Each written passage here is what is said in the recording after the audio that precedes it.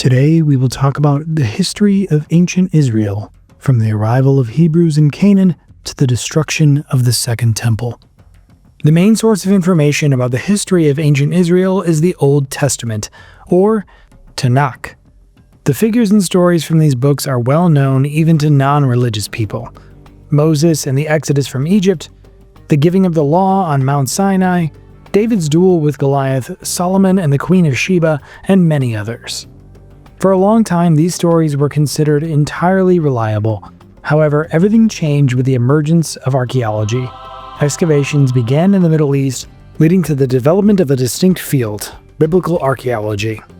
This discipline seeks material evidence of events described in the Bible. While many details from the Old Testament are confirmed, some remain unproven, and in certain cases, archaeological findings even contradict the Bible.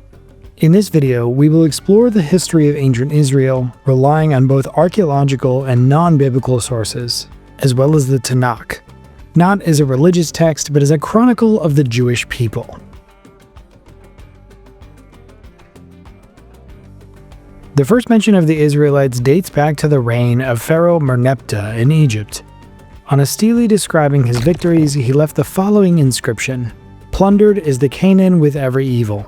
Carried off is the Ashkelon. Seized is the Gezer. Yanoam is made non-existent. Israel is laid waste. Its seed is no more." The stele dates to 1207 BC. This roughly coincides with the time when traces of a people identified as Israelites began to appear in Canaan. They were a conglomerate of nomadic tribes united by a common language, beliefs, and culture. Where they came from and how they emerged remains unknown. The biblical story of Exodus of the Hebrews from Egypt has no confirmed evidence, and if taken literally, it contradicts many archaeological findings. In Egypt during that period, there was indeed a certain Semitic population, primarily Amorites, a nomadic people whose name gave rise to the ancient designation of southern Syria, Amaru, as well as Canaanites. Some scholars believe that a portion of this population migrated to Canaan during the Late Bronze Age, mixing with both the local inhabitants and other groups of nomadic Semitic tribes. This could have formed the basis for the biblical story of Exodus. Could this have happened? Absolutely, but for now it remains a hypothesis. There is no concrete evidence. Many researchers associate the origins of the Hebrews with the nomadic tribes of the Habiru and Shasu, who lived in the semi-desert regions east of Canaan and Egypt. These were pastoralist tribes that also occasionally raided the agricultural communities of the Fertile Crescent. One way or another, by the end of the Bronze Age, the Israelites appeared in Canaan. They primarily engaged in herding and gradually transitioned to a sedentary lifestyle. At first, they still lived in tents, but had already begun constructing stone enclosures for their livestock. One distinguishing feature of their culture was the absence of pork in their diet. Excavations near Israelite camps and settlements reveal an almost complete lack of pig bones. Similarly, pig bones are absent from sacrificial remains, whereas in near other Eastern societies, pig bones make up between 10 and 40% of animal remains in waste pits. The biblical account of the conquest of Canaan also lacks clear archaeological confirmation. While many Canaanite cities, such as Hazor, Jericho, Megiddo, and Lachish, were indeed destroyed, this destruction did not happen all at once, as one would expect from a swift military campaign like the one described in the book of Joshua. Instead, it was spread out over nearly 100 years. This was a time of upheaval known as the Late Bronze Age collapse, during which cities burned throughout the Near East, including regions where Israelites were not present. Therefore, we cannot definitively link the destruction of certain Canaanite cities to the arrival of the Israelites. During this period, the Israelites formed a confederation of tribes connected by a common language, beliefs, culture, and traditions. According to the Old Testament, there were 12 tribes of Israel. Whether there were actually 12 is difficult to say. On one hand, numbers like 3, 7, 12, and 40 are often suspect as they were considered sacred in the Near East.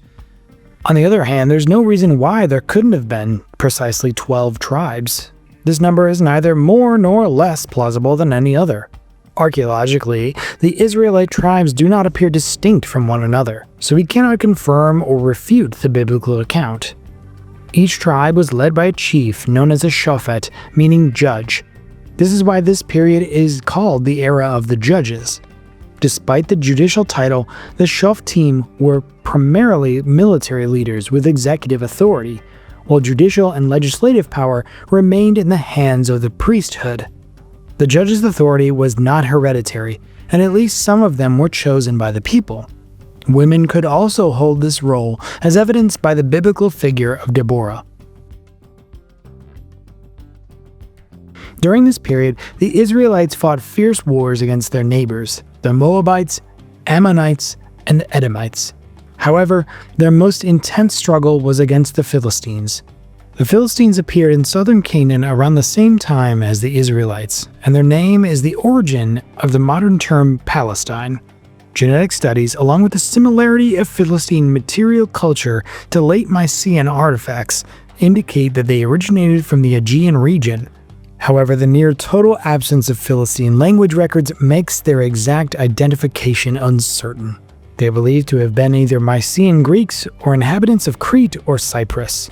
In Canaan, the Philistines formed a coalition of 5 cities: Ashkelon, Ashdod, Gath, Ekron, and Gaza.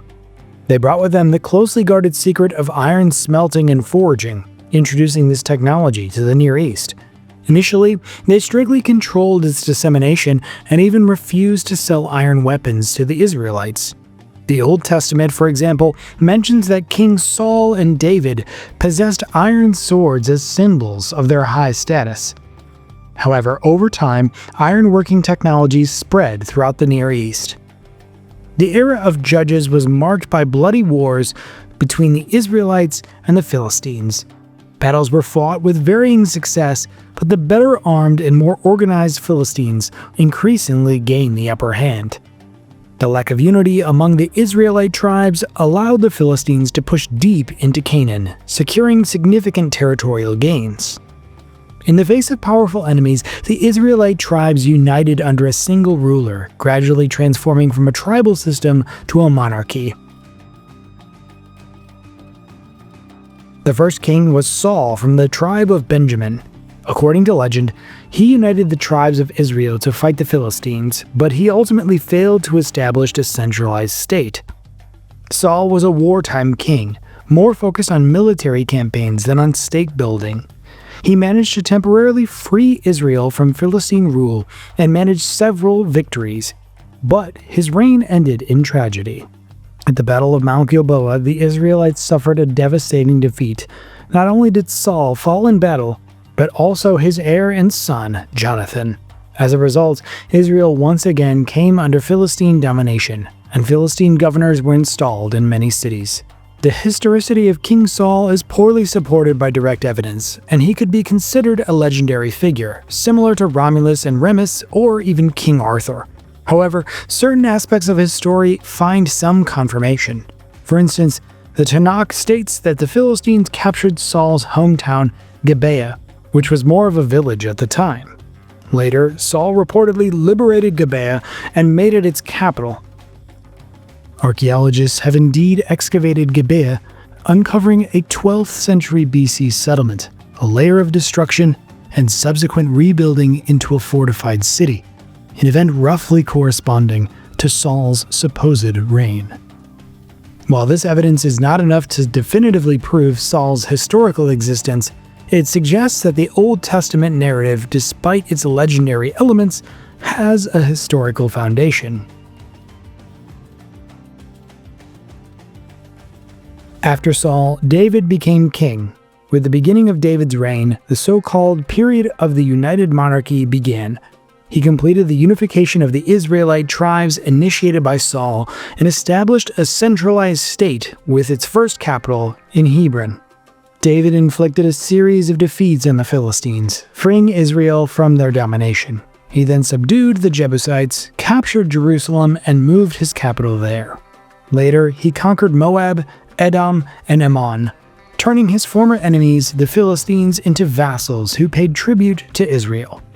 David also introduced judicial reforms, conducted a census, and implemented a taxation system. David is considered the first historically confirmed king of Israel. For a long time, doubts surrounded his historicity, and many scholars viewed his history as a heroic national epic. However, two non-biblical inscriptions mentioning King David have been discovered: the Mesha stele, commissioned by the Moabite king Mesha, and the Tel Dan stele, inscribed by an Aramean king. Both refer to David as the founder of the royal dynasty of Judah. These findings provide strong evidence that King David was a real historical figure. After David, his son Solomon became king of Israel. His reign marked the first period of peace and stability after centuries of constant warfare, leading to a flourishing of trade. Located along key trade routes connecting Syria and Mesopotamia with Egypt, Israel quickly became wealthy. In Jerusalem, on the Temple Mount, Solomon built the first temple, which would later become the central sanctuary of Judaism. While David is now considered a historical figure, Solomon remains semi-legendary. There are no definitive records confirming the existence of a king by that name. Some indirect evidence exists, such as remains of construction projects attributed to Solomon's reign in the Old Testament, but his name does not appear in any ancient inscriptions or external sources. This has led to skepticism about his historicity. However, most historians believe that Solomon likely existed, though his grandeur was probably greatly exaggerated by the biblical authors.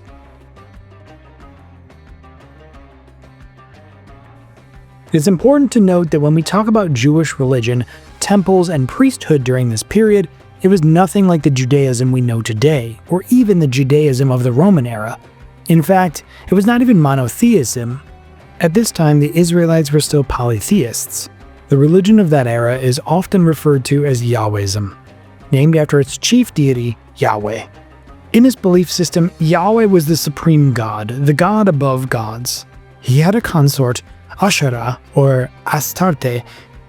Archaeological evidence from this period includes numerous votive inscriptions reading to Yahweh and his Asherah. In northern regions where the Phoenician influence was strong, the chief deity was not even Yahweh, but El or Elohim. This explains why the Old Testament refers to God as Yahweh in some passages and Elohim in others. Over time, the figures of Yahweh and El Elohim merged, leaving Yahweh as the sole deity. However, the Israelites also worshipped other West Semitic gods, including Baal, Shamash, Chemosh, Yahweh, and others. Excavations of Israelite settlements have uncovered many small idols, or teraphim, which were carried as protective talismans. Additionally, the idea that there should be only one temple did not yet exist. Throughout the land, there were numerous temples, shrines, and altars. Most were dedicated to Yahweh or to Yahweh and his consort, Asherah, but some were also devoted to other deities. Alongside animal sacrifices, the Israelites also practiced human sacrifice, including the ritual sacrifice of infants, similar to those performed by the Phoenicians and Carthaginians. Echoes of these practices can be found in the Old Testament, such as the story of the binding of Isaac or references in the book of Jeremiah. The Old Testament narratives around prophets and righteous kings constantly trying to lead the Israelites toward monotheism, only for the people to repetitively turn to idolatry, were written in hindsight. Archaeologically, there is no evidence of fluctuations between polytheism and monotheism during this period. The Israelites of that time were consistently polytheistic, and the transition to monotheism occurred much later. After Solomon's death, the United Kingdom of Israel split into two. This occurred around 931 BC. Solomon's son Rehoboam ascended to the throne in Jerusalem, but his harsh taxation policies provoked dissatisfaction among the northern Israelite tribes. Under the leadership of Jeroboam, 10 tribes broke away and formed their own kingdom. The capital was initially Shechem, then Tirzah, and later Samaria. Jeroboam became the first king of the new kingdom. After gaining independence, the economy of the new northern kingdom grew rapidly due to its strategic location on major trade routes and its fertile lands. Unlike Judah, where the Davidic dynasty ruled continuously, the northern kingdom of Israel experienced frequent coups. Over 2 centuries, it saw 19 kings from 9 different dynasties, many of whom came to power by assassinating their predecessors. Some of the most notable rulers included Omri, who founded Samaria as the new capital and brought political stability. His dynasty strengthened economic and religious ties with Phoenicia. Golden calves were set up in the Israelite cities, and a temple to Baal was built in Samaria. Ahab, Omri's son, who married the Phoenician princess Jezebel and promoted the worship of Baal, El, and Asherah. Jeroboam II, under whom Israel reached its peak. He expanded the kingdom's territory and strengthened its economy, though this prosperity was accompanied by social inequality and corruption. All of this unfolded against the rise of the Neo-Assyrian Empire. The early kings of Israel, like most small states in the region, acknowledged Assyrian rule and paid tribute to the kings of Ashur. However, when the Assyrian rulers began their expansionist campaigns, Israel could not withstand them. First, Tiglath-Pileser III seized Transjordan and Galilee from Israel. Later, his successor Shalmaneser V besieged Samaria after Israel's king Hoshea attempted to form an anti-Assyrian alliance with Egypt. In 722 BC, after a 3-year siege, Samaria fell. The Assyrian king Sargon II deported a large portion of the population to different parts of the Assyrian Empire. Their descendants became known as the Lost Tribes of Israel. The Old Testament describes all of the kings from the northern kingdom of Israel in a highly negative light, but it's important to remember that these texts were written from the perspective of the kingdom of Judah. From their viewpoint, the northern Israelites were rebels, schismatics, and generally unrighteous people. It would be fascinating to read a version of history written from the perspective of the northern kingdom, but unfortunately, no such texts have survived. A large number of refugees from the north fled to Judah, causing the kingdom's population to more than double in a short time. The population of Jerusalem, which had previously been around 25,000, grew to nearly 100,000. Similarly, the populations of all Judean cities increased, and new settlements appeared. At the time, Hezekiah was the king of Judah. During his reign, massive construction projects took place in Jerusalem. The city expanded, and new fortifications were built around it. New hydraulic structures and aqueducts were constructed to ensure a reliable water supply. At the same time, Hezekiah carried out a religious reform aimed at centralizing power and integrating the Israelite population from the north. He banned idol worship, destroyed many temples, and prohibited religious rituals anywhere except the temple in Jerusalem.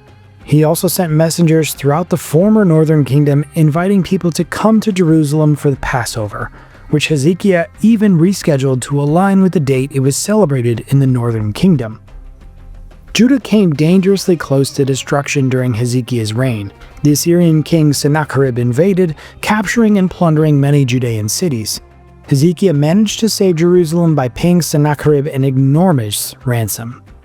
Hezekiah's religious reforms were quickly undone by his son Manasseh, who restored idol worship in the Temple of Jerusalem and built altars to Baal, Asherah, and Moloch. The reforms were reinstated by Hezekiah's great-great-grandson Josiah. He completely destroyed all temples, shrines, and altars outside of Jerusalem. Not only did he demolish them, but he deliberately desecrated their sites, turning them into public latrines. During Josiah's reign, the Book of Deuteronomy emerged. According to biblical tradition, a scroll containing this book was supposedly discovered during renovations of the Jerusalem temple. However, modern linguistic analysis indicates that Deuteronomy was actually written during Josiah's reign, and that it was written first. The rest of the Torah, or the Pentateuch, was also compiled during Josiah's time, but after Deuteronomy. This, of course, contradicts the traditional biblical account, which claims that Moses received the Torah directly from God on Mount Sinai. However, we are examining this from the perspective of historical and linguistic analysis, not religious belief. The following kings, Jehoahaz, Jehoiakim, and Jeconiah ruled in the shadow of the great Near Eastern empires, Assyria, Egypt, and the Neo-Babylonian Empire. They were forced to navigate a precarious multi-vector policy, as we might call it today, to ensure that the small kingdom of Judah could maintain its independence and avoid being crushed by much stronger nations. Ultimately, King Zedekiah, who was at the time a vassal of the Babylonian king Nebuchadnezzar II, made a fatal mistake. He formed an alliance with Egypt against the Babylonians, hoping that Egyptian support would free Judah from Babylonian rule. This decision proved disastrous. After a prolonged siege, Nebuchadnezzar captured Jerusalem and nearly destroyed the city, including the first temple, the Temple of Solomon.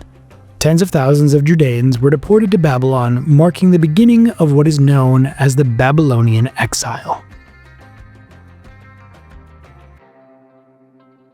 Nebuchadnezzar II deported about a quarter of Judah's population to Babylon, but it didn't happen all at once. The first wave came in 597 BC, after the Babylonians captured Jerusalem. King Jehoiakim, his court, the nobility, soldiers, and skilled craftsmen were taken into exile. A second, larger deportation followed in 586 BC, this time targeting priests, aristocrats, and educated elites. In the end, Babylon took in the heart of Judean society, those with influence, knowledge, and resources. Back in Judah, many ordinary people remained, mostly farmers and small-scale artisans. The Babylonians put a man named Gedaliah in charge, but he was soon assassinated, throwing the region into more chaos. Fearing Babylonian revenge, some Judeans fled to Egypt. Then, famine struck the already devastated land, and Judah's population dropped to just 10% of what it had been before the conquest. Meanwhile, in Babylon, the exiles settled mostly in rural communities, where they managed to preserve their culture and religion. They worked as craftsmen, farmers, and traders. Many took part in building projects, and some even found success as merchants, scribes, or moneylenders, rising into the ranks of Babylonian society. The Old Testament tells of a prophet Daniel, a Judean who served as an advisor to Nebuchadnezzar II. While Daniel himself is likely a legendary figure, his story reflects the real memory of Judeans who rose to prominence in exile. During this period, Judean religious teachings began to take on a new form. Greater emphasis was placed on studying the Torah, prayer, and the creation of written religious texts. Monotheism grew significantly stronger. The tradition of the synagogue emerged, places for prayer and the study of scripture, which became the foundation of Judaism after the loss of the temple. Several biblical books, such as the Book of Ezekiel, were written during the exile. Babylon's rule over Judah, however, didn't last long. After the death of Nebuchadnezzar II, his dynasty fell into decline. The last great king of Babylon, Nabonidus, focused on religious reforms that angered the priesthood and the elite. He often left Babylon to live in the oasis of Tema, leaving the city under the care of his son, Belshazzar, who spent his time feasting and indulging in pleasures rather than governing. According to biblical tradition, during one of Belshazzar's feasts, a mysterious inscription appeared on the palace wall, foretelling the fall of the kingdom.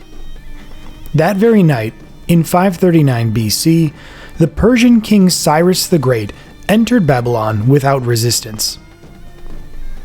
Cyrus the Great, known for his policy of religious tolerance, allowed the Judeans to return home and rebuild the temple in Jerusalem.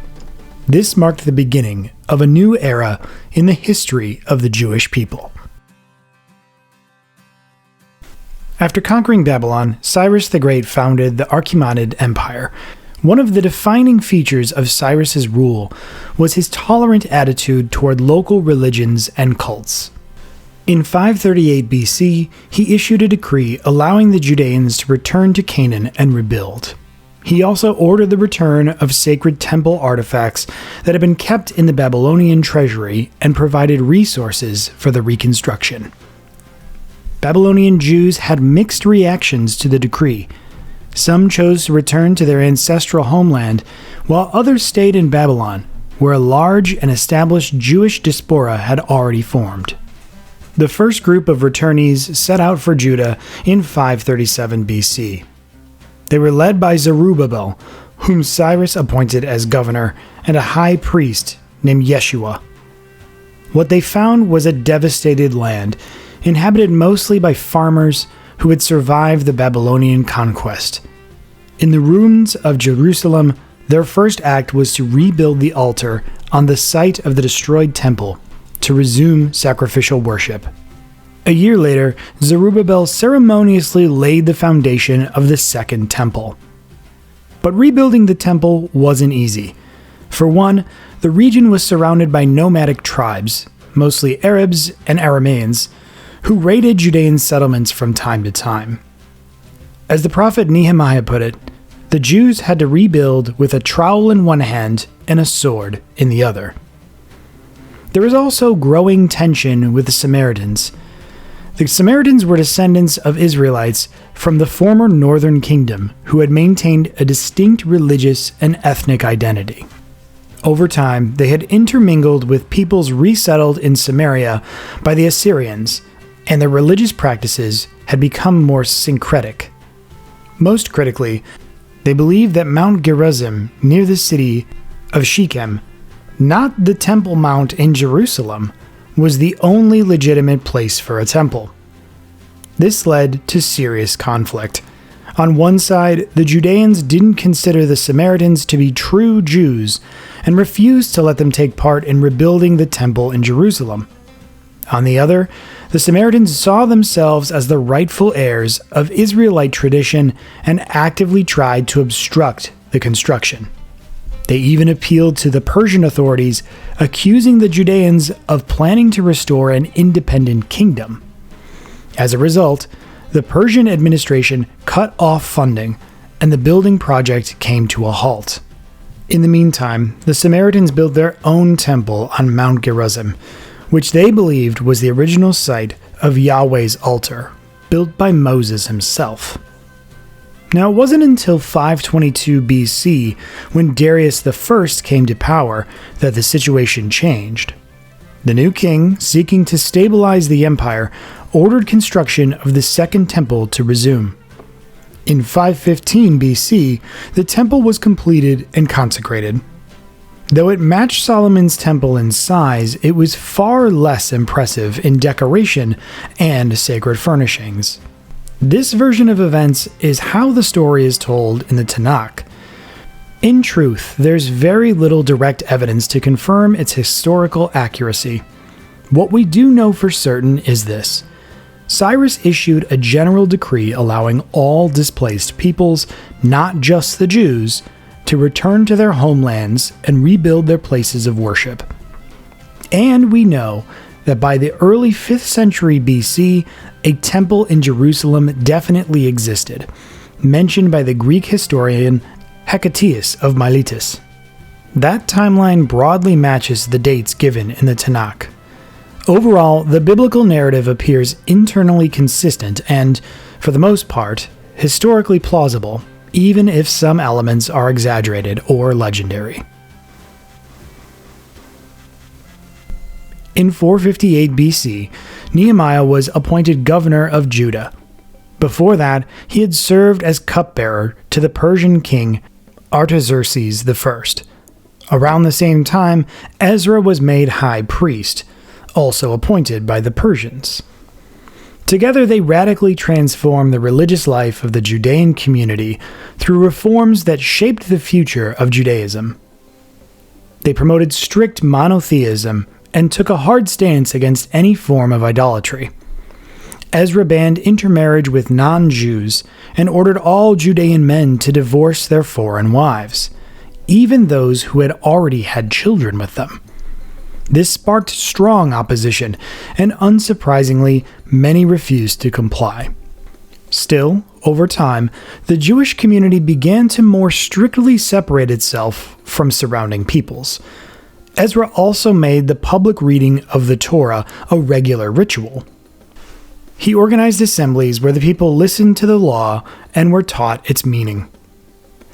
Nehemiah focused on strengthening temple worship and tightening observance of the Sabbath. He enforced a total halt of labor and commerce on that day, punishing anyone who broke the law. Determined to make the Jerusalem temple the heart of Jewish religious life, he required the people to bring offerings and established a clear hierarchy among the priests. In 332 BC, the greatest conqueror of the ancient world, Alexander the Great, arrived in the Near East. He overthrew the Achaemenid Empire and took control of Judah along with it. When it came to dealing with local peoples, Alexander followed Achaemenid traditions. He respected local customs and religions, and so he did not interfere with Jewish religious life. According to Jewish tradition, Alexander was met by the high priest, who persuaded him not to enter the temple in Jerusalem. Alexander agreed and instead supported the temple with generous donations. After Alexander's death in 323 BC, a power struggle broke out among his generals, the Diadochi. As a result, Judah came under the control of the Egyptian Ptolemaic dynasty. For about a century, the Ptolemies maintained stability in the region and continued the policy of non-interference in Jewish religious affairs. Under Ptolemy II Philadelphus, the Hebrew Bible was translated into Greek. This version became known as the Septuagint. Greek culture gradually began to influence Judean society. Cities saw the rise of gymnasiums, theaters, and Hellenistic administrative institutions. Many Jews, especially from elite families, embraced Greek customs, fashion, and philosophy. This created tension between urban areas, where Hellenization was taking root, and the rural population, which remained loyal to traditional Judaism. In the early 2nd century BC, Judah came under the control of the Seleucid dynasty, which ruled over Syria and Mesopotamia. Antiochus III the Great followed a policy of religious tolerance. He supported the temple in Jerusalem and even exempted its staff from paying taxes. But his son, Antiochus IV Epiphanes, took a very different approach. Determined to accelerate the Hellenization of the region, he imposed harsh restrictions on Jewish religious practices.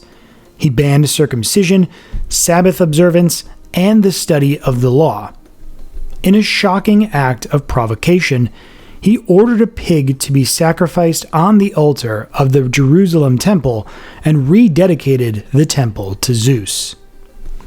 This religious crackdown sparked outrage among the Jews, especially in rural areas. In 167 BC, a priest named Mattathias Hasmonean from the town of Modin refused to offer a sacrifice to pagan gods and killed the Seleucid official who demanded it. This act ignited the Maccabean revolt, led by his sons, most notably Judah Maccabee. They launched a guerrilla campaign, attacking Seleucid garrisons and gradually gaining strength. In 164 BC, they recaptured Jerusalem and restored worship in the temple. However, the rebels didn't have universal support among the Jewish population. In many ways, they had to fight not only against the Seleucids, but also against their Hellenized compatriots. In the cities, many Jews continued to embrace Greek culture, while the Maccabees sought to restore the religious purity of Judaism. A striking example was the Greek fortress of the Acra, built by Antiochus Epiphanes in Jerusalem. When the Maccabees retook the city, the Greek military garrison took refuge inside the fortress. It remained under Greek control for more than 20 years, something that could have only been possible with the support from part of the local population. Internal strife within the Seleucid Empire worked in the rebels' favor. In 153 BC, a dynastic crisis sparked a civil war between Demetrius II and Alexander Belus. The Jews shifted their support between the rival claimants, using the chaos to their advantage. They also formed alliances with the Roman Republic and even with Sparta. In 134 BC, the Seleucid king Antiochus VII laid siege to Jerusalem. The Judeans were forced to negotiate a peace agreement that effectively made them an independent state, though formally they still acknowledged Seleucid authority. However, the territory under their control remained limited to a small portion of the former kingdom of Judah and parts of Transjordan. It's still unclear why Antiochus agreed to a compromise with the Jews while holding Jerusalem under siege and enjoying clear military superiority. One possible reason was the Roman factor.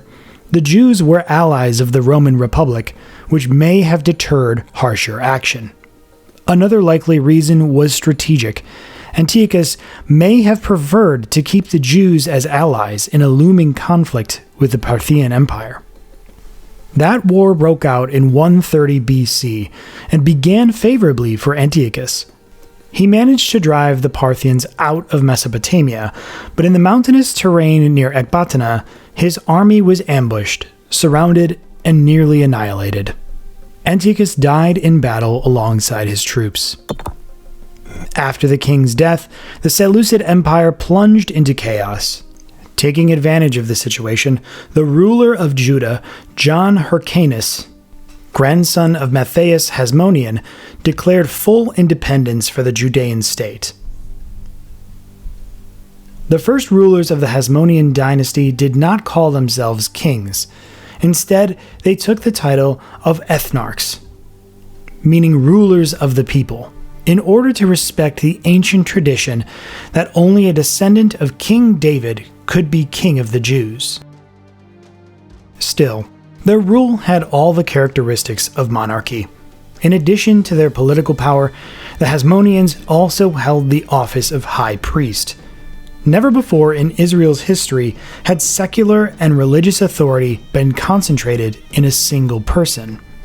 For this reason, the Hasmonean state is often described as a theocracy. After freeing Judah from Seleucid control, John Hyrcanus launched a series of military campaigns to expand its territory. He benefited from the fact that the Seleucid Empire, gripped by internal crisis, had effectively lost control over the land of Canaan. Hyrcanus conquered large areas to the north and east, brought the regions of Gilead and Moab back under Judean rule, and even captured Samaria, destroying the Samaritan temple on Mount Gerizim. John Hyrcanus' greatest success was the conquest of Edom. According to legend, the Edomites were descendants of Esau, the brother of Jacob, the patriarch of the Israelites, who sold his birthright for a bowl of lentil stew. While this is clearly a myth, the Edomites were in fact a closely related people to the Jews. Their culture, language, and way of life were very similar. During the Babylonian exile, the Edomites expanded northward and took control of parts of the former kingdom of Judah, including the city of Hebron, the first capital of King David, since the remaining population in the region was too weak to resist them. Trade was the main source of income for the Edomites, and they controlled key routes that brought Arabian incense and spices to the Mediterranean. These trade routes were Hyrcanus' primary target. Around 112 to 110 BC, John Hyrcanus launched a campaign against Edom. He destroyed its major cities, including Maresha and Adullam, both important defensive strongholds, and captured Hebron. Thanks to his numerical superiority and well-organized army, Hyrcanus quickly defeated the Edomites and forced them into submission. The most significant outcome of Hyrcanus' campaign was that he forced the Edomites to convert to Judaism. Up until this point, Judaism had never been spread through a military conquest. Hyrcanus gave the Edomites a choice: either convert to Judaism and keep their land, or leave the territory of Judea. Most chose conversion, though many fled to the Nabatean kingdom and Egypt. During the Hasmonean period, two major sects emerged within Judaism: the Sadducees and the Pharisees. The Sadducees advocated for a strict literal interpretation of Mosaic law, while the Pharisees interpreted the Torah more flexibly, adapting it to contemporary life. For example, the Sadducees understood the biblical commandment, "You shall not boil a young goat in its mother's milk," literally, only forbidding that specific act. In contrast, the Pharisees interpreted it more broadly and as a general ban on mixing meat and dairy, a practice that became a hallmark of later Jewish dietary law. Hyrcanus eventually came into conflict with the Pharisees, who believed he had no right to wield both secular and religious power. As tensions grew, he began to align himself with the Sadducees, who were a part of the religious elite and had control over the temple treasury. In 104 BC, Hyrcanus died, and his son Aristobulus became the next ruler. His reign was short and remembered mostly for its brutality. He killed his younger brother Antigonus, starved his own mother to death in prison, and broke with tradition by not declaring himself the ethnarch, but king. In 103 BC, he fell ill and died just after 1 year on the throne. He was succeeded by another one of his brothers, Alexander Jannaeus. Jannaeus continued Hyrcanus' expansionist policies. He annexed Galilee, Gilead, and Etruria to the west, and converted the inhabitants of these regions to Judaism.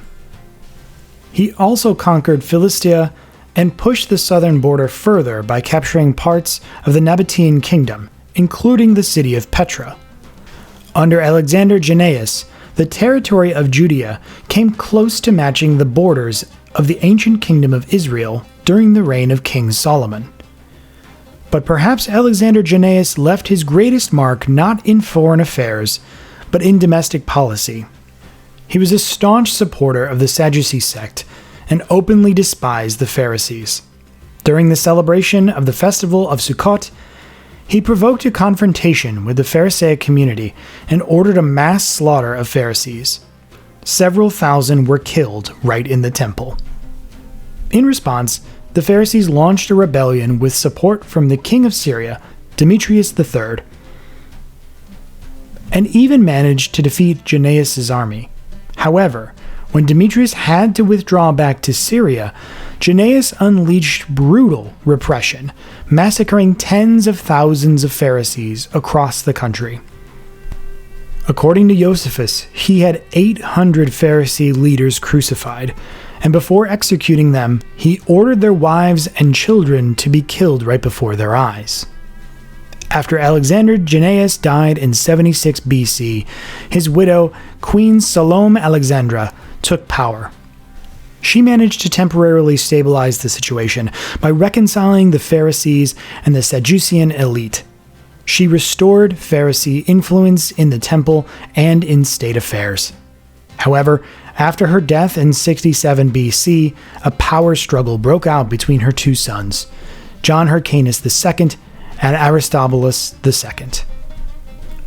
Hyrcanus, the elder son, held the title of high priest and had support of the Pharisees.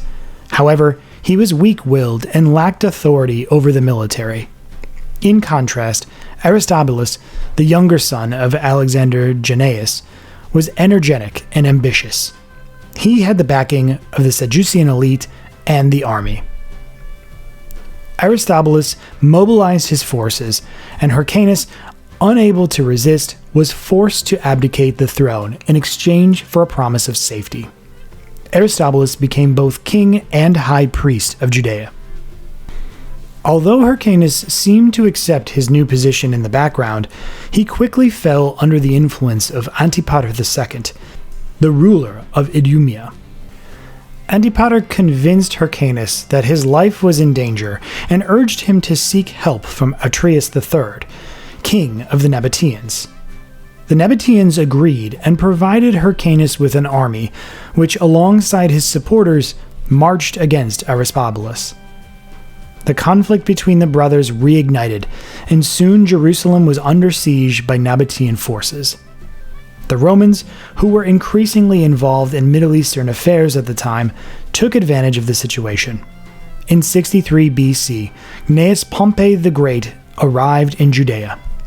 Both brothers appealed to him for support, but Pompey chose to back Hyrcanus, viewing the weak and pliable Hyrcanus as a more convenient ally for Rome than the headstrong and ambitious Aristobulus. Pompey marched on Jerusalem, and after a 3-month siege, captured the city. Aristobulus was taken prisoner along with his sons and sent to Rome. Hyrcanus was reinstated as ethnarch and high priest of Judea, but now under Roman protection. This effectively marked the end of the independent Hasmonean state.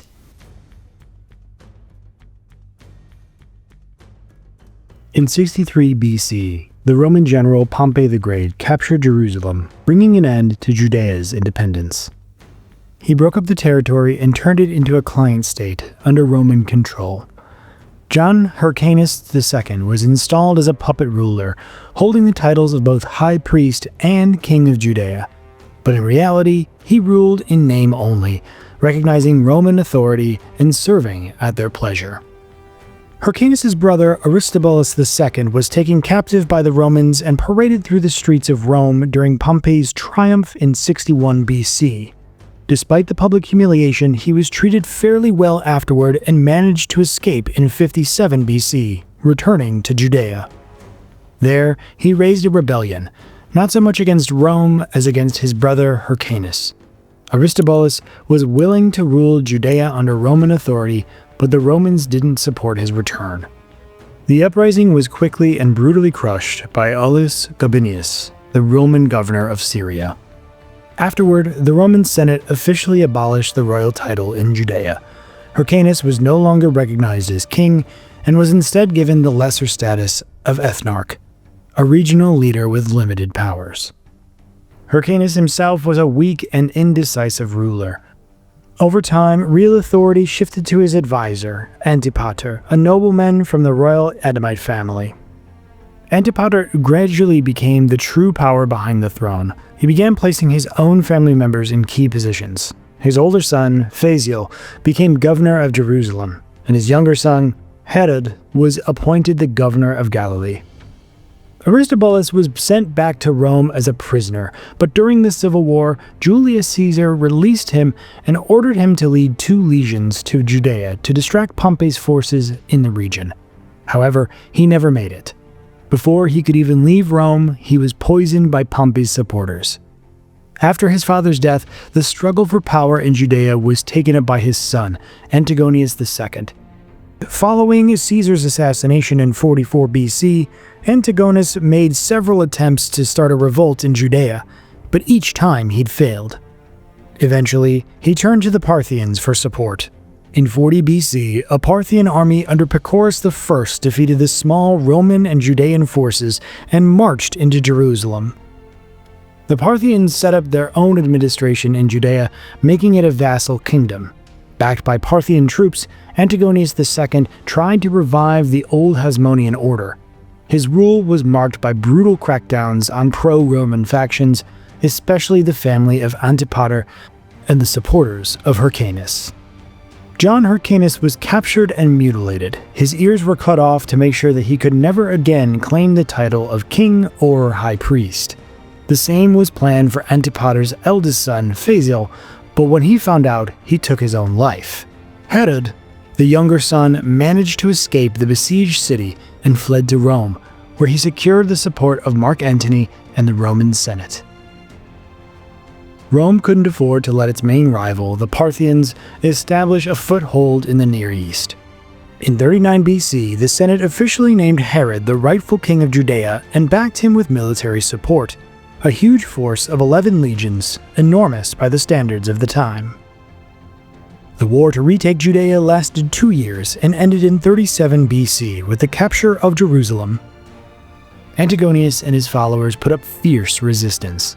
When Roman troops entered the city, the last of Antigonius's forces fell back to the temple, where they held out for several more weeks before finally surrendering.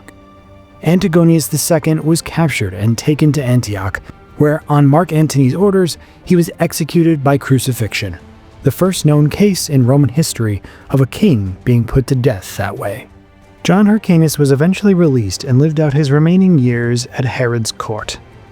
He was treated with royal respect, but held no real power and never returned to any official role. And so, the Hasmonean dynasty came to an end.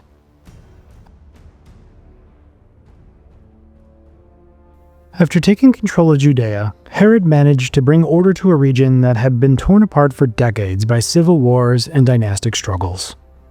He eliminated all rivals to the throne and married Miriamne, the granddaughter of John Hyrcanus II, giving his rule a formal link to the Hasmonean dynasty.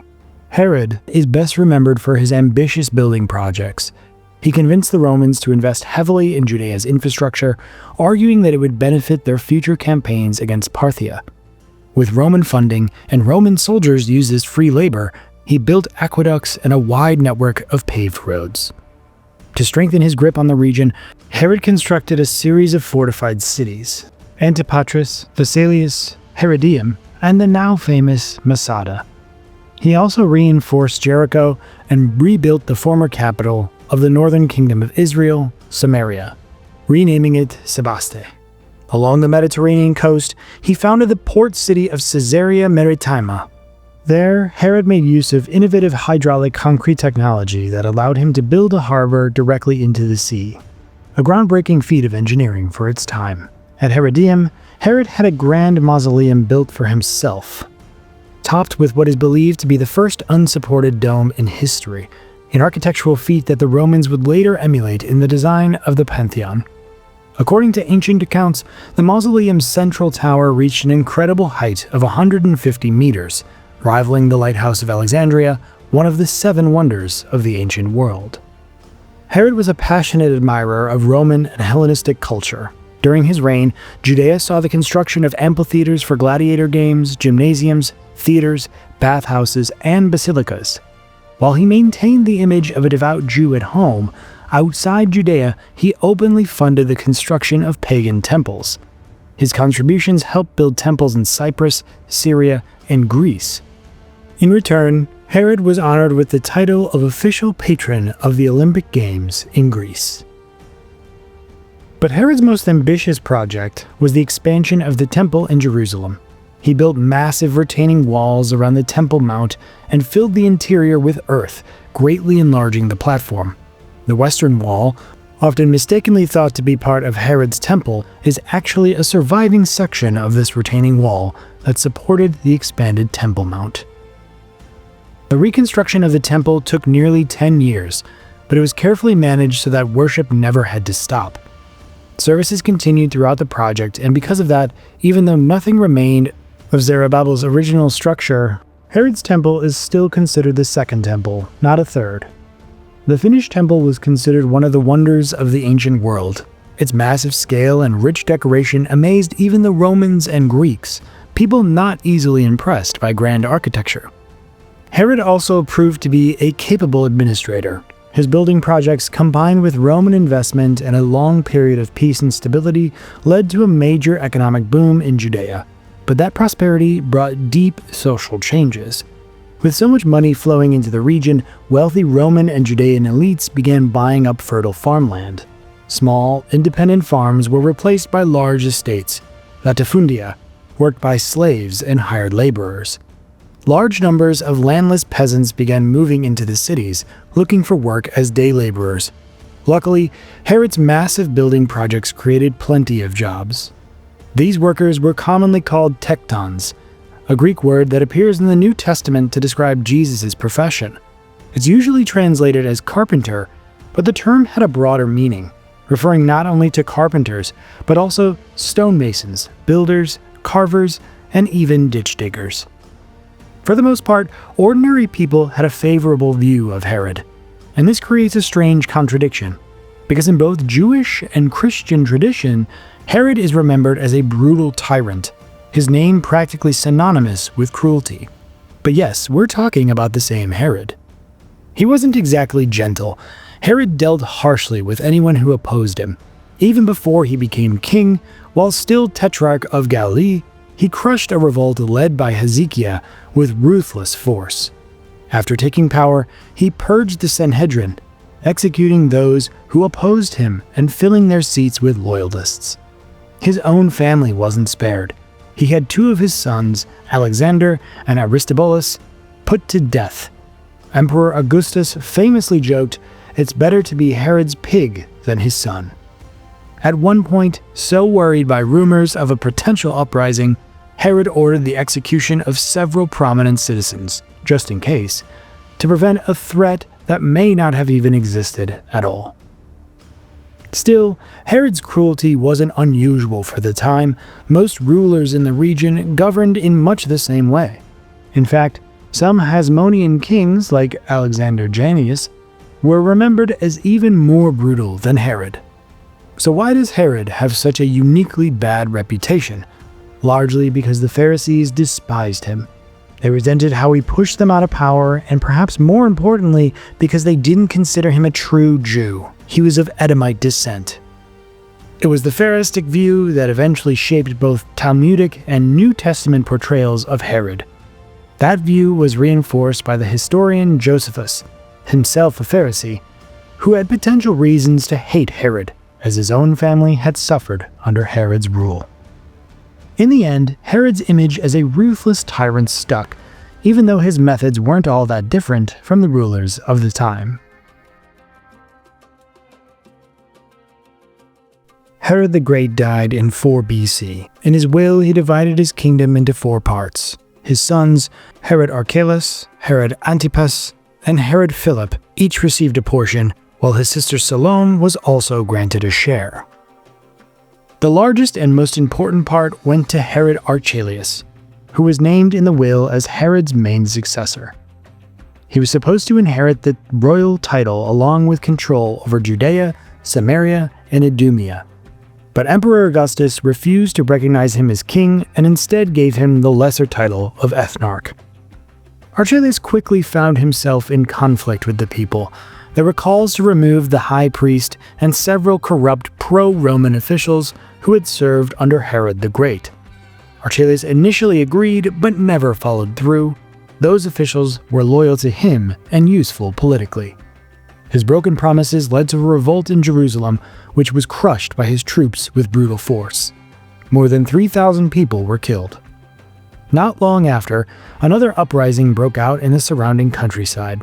This time, the Roman governor of Syria, Publius Quintilius Varus, stepped in and crushed the rebellion, crucifying over 2,000 rebels. Varus would later meet his own end in the disastrous Battle of the Teutoburg Forest. But the violence didn't bring peace. From the moment of Herod the Great's death, Judea was stuck in a cycle of unrest and guerrilla resistance that it never fully went away. Eventually, Augustus had enough. In 6 AD, he removed Archelaus from power and exiled him to Gaul, where he lived out the rest of his life in obscurity. Herod Philip was a relatively calm and moderate ruler. His tetrarchy covered parts of what is now southern Lebanon and the Golan Heights. Unlike some of his more ruthless relatives, Philip governed without cruelty and focused on maintaining peace and stability in his region. He founded the city of Caesarea Philippi and expanded the small village of Bethsaida into a larger city, which he renamed Julius. Philip died in 34 AD in Julius. Since he had no children, his territory was placed under direct Roman rule after his death. Salome, the sister of Herod the Great, inherited a small region after his death. Her lands included part of what is now the Gaza Strip, as well as the cities of Ashdod, Ashkelon, and a small area north of Jericho. Unlike her nephews, who ruled over larger territories and were focused on consolidating their power, Salome had little political ambition. Her rule was quiet and uneventful. She governed her lands until her death in 10 AD, after which her territory also came under direct Roman control. Another son of Herod the Great, Herod Antipas, was given control over Galilee and Perea.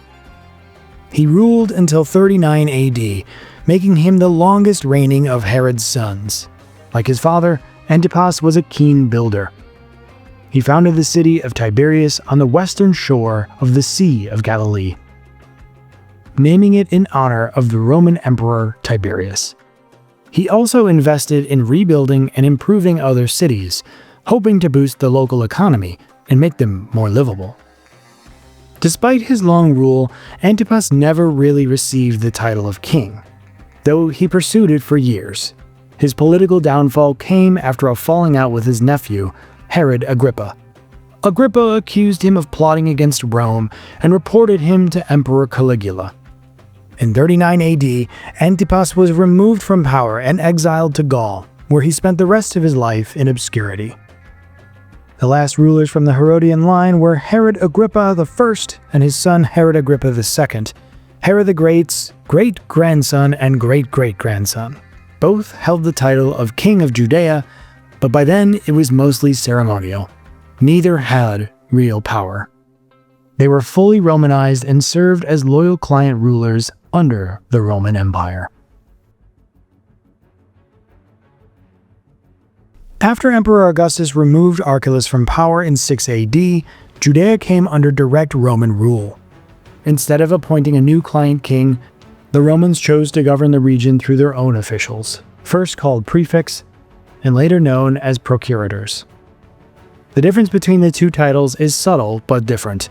A prefect was typically a military officer from the equestrian class who also had administrative duties.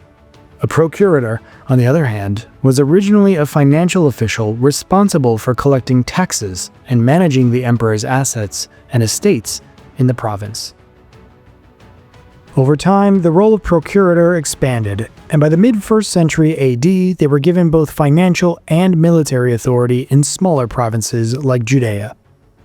The most well-known of these officials was Pontius Pilate, who governed Judea from 26 to 36 AD.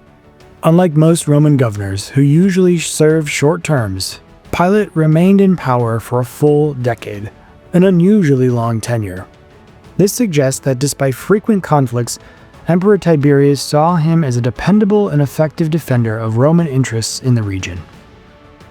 Pilate's arrival in Judea quickly stirred religious tensions.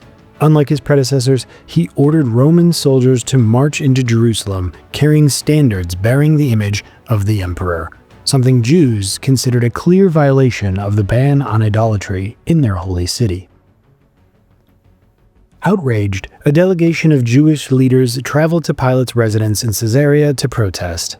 When Pilate threatened them with execution, they responded by baring their necks, ready to die rather than tolerate what they saw as blasphemy. Realizing that a massacre would only cause more unrest, Pilate backed down and ordered the standards removed. But the unrest didn't stop there. In another incident, Pilate took money from the temple treasury to fund the construction of an aqueduct in Jerusalem. When protests broke out, he sent soldiers disguised in civilian clothes into the crowd. On his signal, they pulled out hidden clubs and violently dispersed the demonstrators. The Gospels portray Pilate as a reluctant official who condemned Jesus only under pressure from the Jewish authorities. But that image likely reflects an early Christian effort to shift blame away from Rome. Jewish authors of the time, like Philo and Josephus, paint a very different picture, one of a harsh, corrupt governor with little respect for Jewish beliefs. In 36 AD, Pilate brutally suppressed a religious movement in Samaria. A prophet had claimed to know the location of sacred relics hidden by Moses, and the crowds gathered to follow him.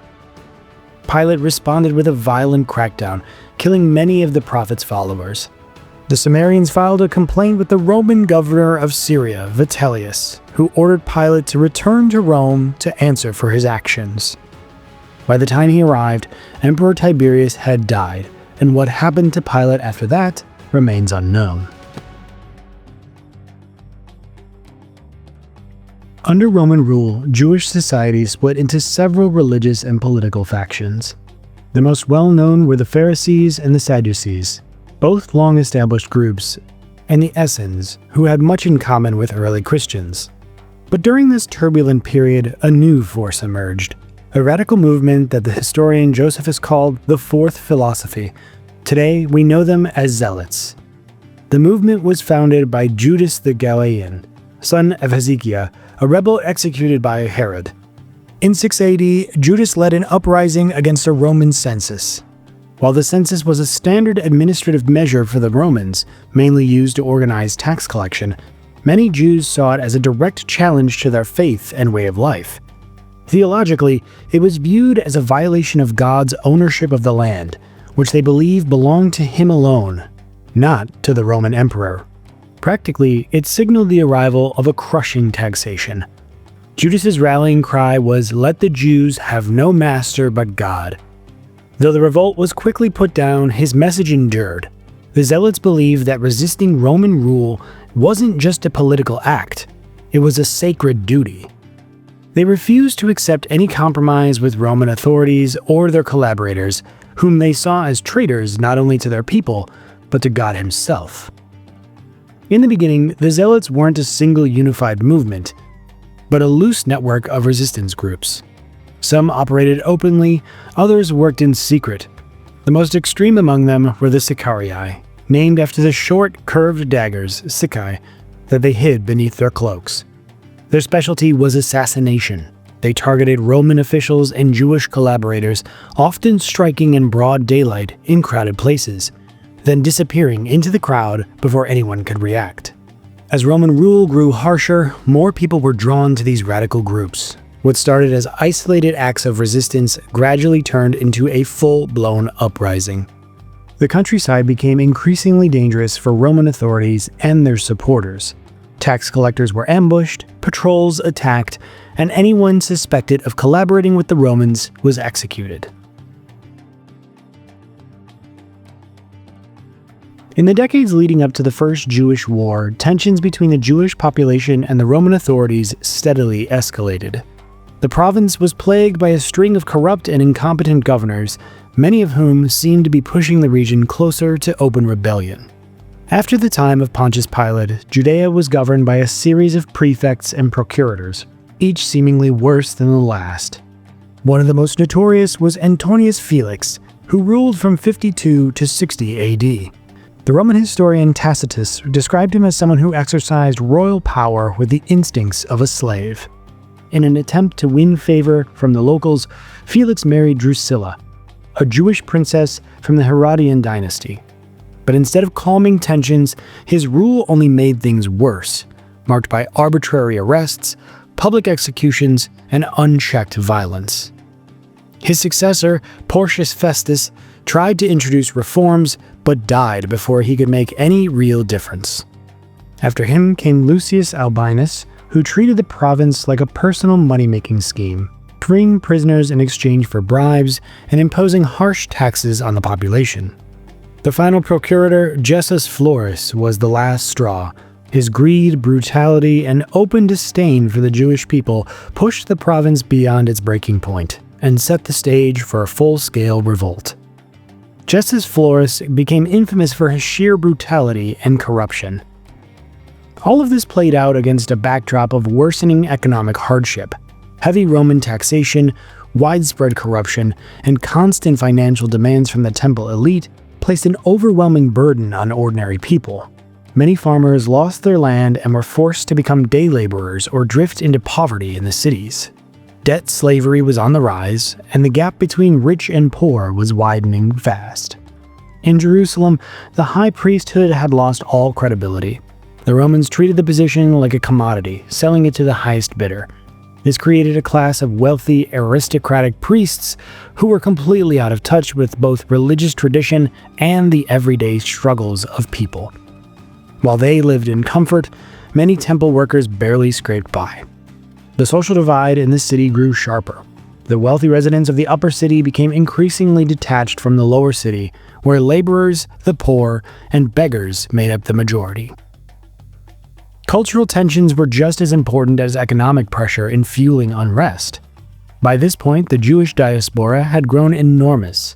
More Jews lived outside Judea than in it. Many had even begun to adopt aspects of Hellenistic culture. which caused friction with religious traditionalists. Even within Judea, society was divided between those pushing for greater Romanization and those determined to hold on to Jewish identity at all costs. At the same time, messianic hopes were growing.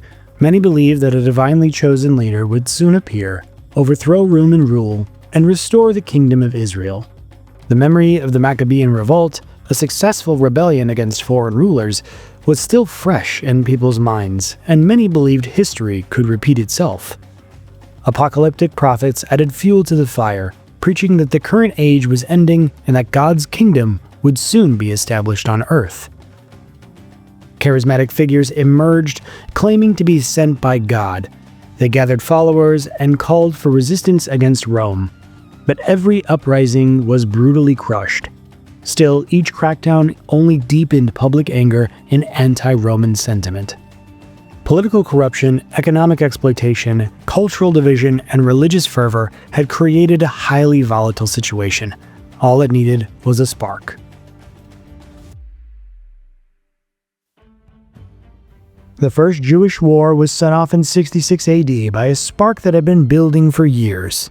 Tensions between the Jewish population and Roman authorities had been simmering and finally erupted into a full-scale revolt. The first outbreak came in Caesarea, where a religious provocation lit the fuse. Local Greeks slaughtered birds in front of a synagogue, an act that rendered the site ritually impure according to Jewish law. Outraged, the Jewish community filed a complaint with the Roman procurator, Justus Florus, but instead of offering justice, Florus, despite taking a bribe of several talents of silver, sided with the Greeks and had the petitioners arrested. Soon after, he escalated the crisis by seizing money from the Jerusalem temple treasury. That was the final straw. The city erupted in rebellion. Florus responded with brutal repression. He sent Roman troops into the streets, and over 3,000 people were killed in the crackdown. Even prominent Jews, some of them Roman citizens, were arrested and crucified. The violence only fueled more rage. The uprising spread quickly, and eventually the Roman garrison was forced to flee the city.